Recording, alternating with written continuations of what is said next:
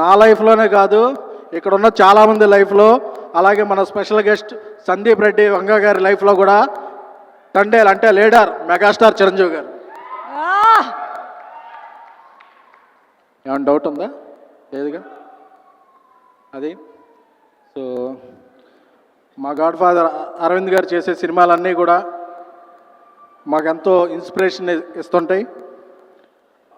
ఒక సంవత్సరం నుంచి తండేల్ మంచి సౌండ్ చేస్తుంది.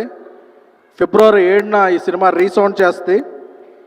ఎందుకంటే చందు మొండేటి గారి డైరెక్షన్, ఆయన ఒక 10 ఏళ్ళ నుంచి ఒక మంచి స్నేహితుడు. ఆయన నెక్స్ట్ తీయబోయే లైన్స్ కూడా నాకు అన్నీ తెలుసు, ఈ సినిమాలో ఉన్న అణువణువు తెలుసు. So I'm very excited.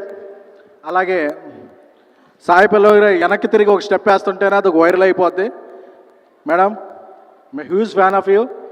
ఎప్పుడంటే మలయాళం ప్రేమల షో ప్రసాద్ ఐమాక్స్లో రాత్రి 10ంటికి వేస్తే అప్పటి వరకు టీచర్గా మీరు ఉన్నది ఒక టేప్ రికార్డర్ పెట్టి ఒక సాంగ్ వేస్తారు, మొత్తం థియేటర్ షేక్ అయిపోతుంది.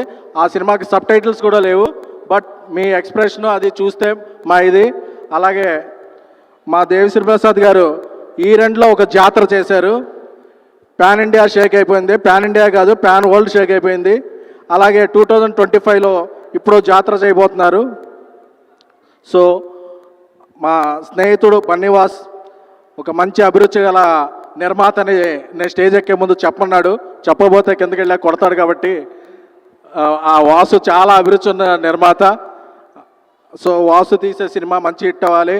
అలాగే మా యువ సామ్రాట్ నాగ చైతన్య గారు, ఎందుకంటే అక్కినేని సినిమాలంటే క్లాసు లవ్ స్టోరీస్ అనుకుంటారు, బట్ అండర్ కరెంట్లో ఒక మాస్ ఉంటుంది. సో ఈ సినిమాలో క్లాసు మాసు కలిపి చితక్కొట్టైపోతున్నారు.